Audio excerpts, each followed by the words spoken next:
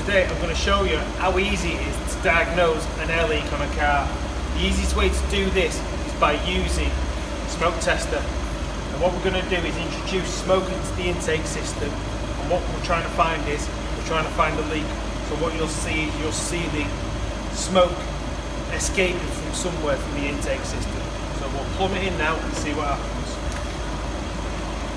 That's the smoke coming out. And then we're just plumbing that into the intake system.